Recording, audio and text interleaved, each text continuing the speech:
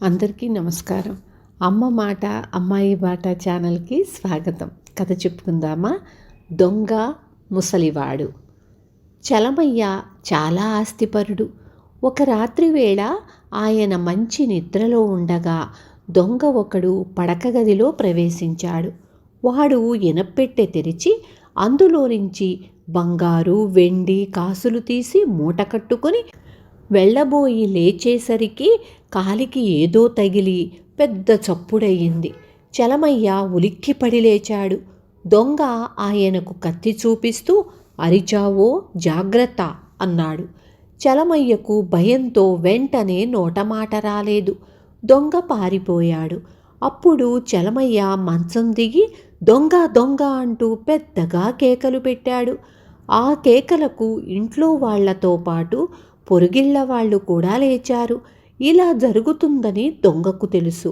అందువల్ల వాడు చలమయ్య వాళ్ళ ఇంటి గోడ దూకాక కాసేపు వీధిలో పరిగెత్తి దాపులో ఉన్న ఒక ఇంటి గోడ దూకి లోపల ప్రవేశించాడు.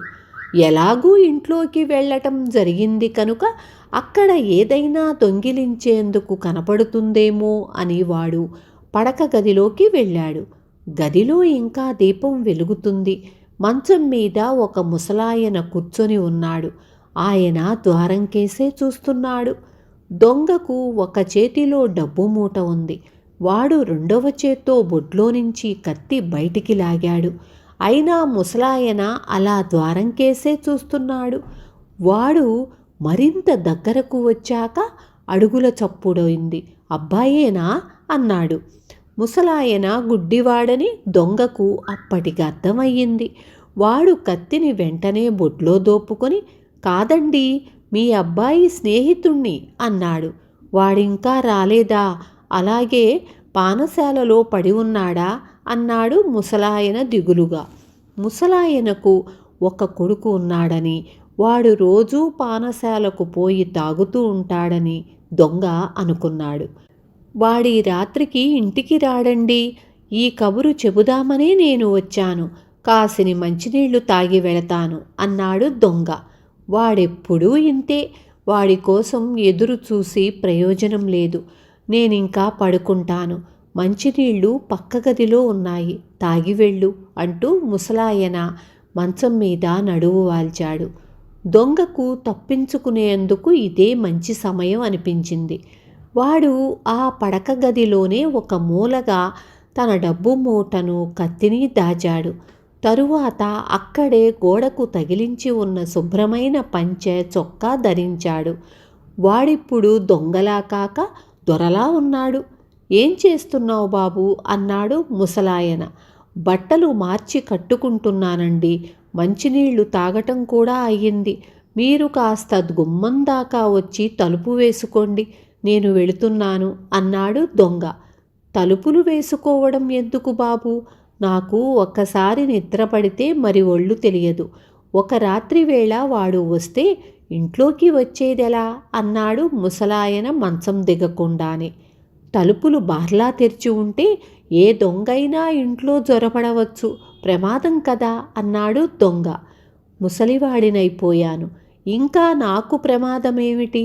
అయినా దొంగలకు మా ఇంట్లో ఏం దొరుకుతుంది కనుక? వీధి తలుపులు తీసే ఉన్నాయి, వాటిని అలాగే ఉంచు అన్నాడు ముసలాయన. దొంగకు ఆ ముసలాయన మీద జాలి వేసింది. ఎప్పుడైనా వీలు పడితే ఆయన కొడుకును కలుసుకొని బాగా బుద్ధి చెప్పాలనుకున్నాడు. తరువాత వాడు నిర్భయంగా వీధిలోకి వచ్చేశాడు. సరిగ్గా ఆ సమయంలోనే దొంగ కోసం వెతుకుతున్న వాళ్లల్లో కొందరు అటుకేసి వచ్చారు. వాళ్ళు దొంగను చూస్తూనే వీడెవడో మన ఊరివాడిలా లేడు, ఇప్పుడు ఇక్కడేం చేస్తున్నాడో అడగాలి అనుకుంటూ వాణ్ణి సమీపించారు. దొంగ వాళ్లతో నేను ఈ పక్కింటాయన కొడుకు స్నేహితుణ్ణి. ఆయన కొడుకు తండ్రికి ఒక కబురు చెప్పి రమ్మంటే వచ్చాను అన్నాడు. అదెంతవరకు నిజమో లోపలికి వెళ్ళి తెలుసుకుందాం పద అన్నాడు గుంపులో ఒకడు. దొంగ ధైర్యంగా వాళ్ల వెంట వెళ్ళాడు. అందరూ ముసలాయన పడక గదిలోకి వెళ్ళారు. ఆయన మళ్ళీ మంచం మీద కూర్చుని ద్వారం కేసి చూస్తున్నాడు. ఏమయ్యా, ఈ మనిషి మీ ఇంట్లో నుంచి రావడం చూశాం. మీ అబ్బాయి స్నేహితుడినంటున్నాడు, నిజమేనా అని అడిగాడు గుంపులో ఒకడు. ముసలాయన గుంపులోని వారందరి వంకా చూసి, వాడు చెప్పేదేదీ నిజం కాదు, వాడు దొంగ. చేతిలో మూటతో వచ్చాడు, రెండవ చేతిలో కత్తి ఉంది.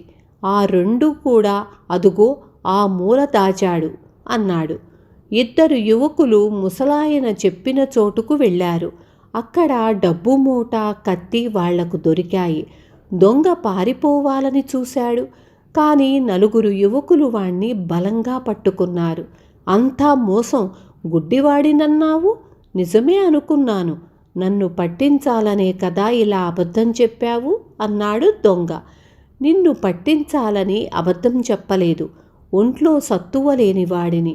నాకు కళ్ళున్నాయని తెలిస్తే బహుశా నువ్వు నాకు హాని చేసి ఉండేవాడివి అన్నాడు ముసలాయన.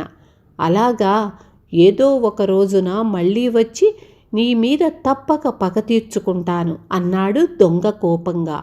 ముసలాయన ఎంతో శాంతంగా, చూడు బాబు, నువ్వు దొంగవి.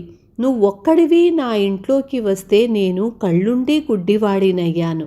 కానీ 10 మంది చేరేసరికి ఒంట్లో శక్తి ఉండి నువ్వు బలహీనుడవయ్యావు. దొంగ బలహీనుణ్ణి గుడ్డివాడిగా చేస్తాడు. సమాజం ముసలివాణ్ణి కూడా శక్తిమంతుణ్ణి చేస్తుంది. నువ్వు నా మీద పగమాని చుట్టూ ఉన్న 10 మందిని నమ్ముకో.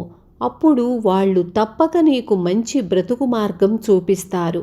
వాళ్లను దోచి బతకాలనుకోవడం నీకు మేలు కాదు అన్నాడు. వెంటనే గుంపులో ఒకడు, తాతగారు బాగా చెప్పారు. ఇంతకాలం మన గొడవ కాదులే అని ఊరుకున్నాము. రోజంతా పానశాలలో పడి ఉండే ఈయన కొడుకును మనమంతా కలిసి మంచి దారిలో పెట్టాలి. అది మన బాధ్యత అన్నాడు. ఆ తరువాత వాళ్ళు నిజంగానే ముసలాయన కొడుకును గట్టిగా మందలించి అతడి దురలవాట్లను మాంచి ప్రయోజకుణ్ణి చేశారు. కారాగారంలో ఉన్న దొంగకు ఈ సంగతి తెలిసి విడుదల కాగానే తను పాత జీవితాన్ని విడిచిపెట్టి మంచి మార్గాన జీవించాలనుకున్నాడు. విన్నారు కదా. రేపు మళ్ళీ ఇంకొక మంచి కథతో మీ ముందుకొస్తాను.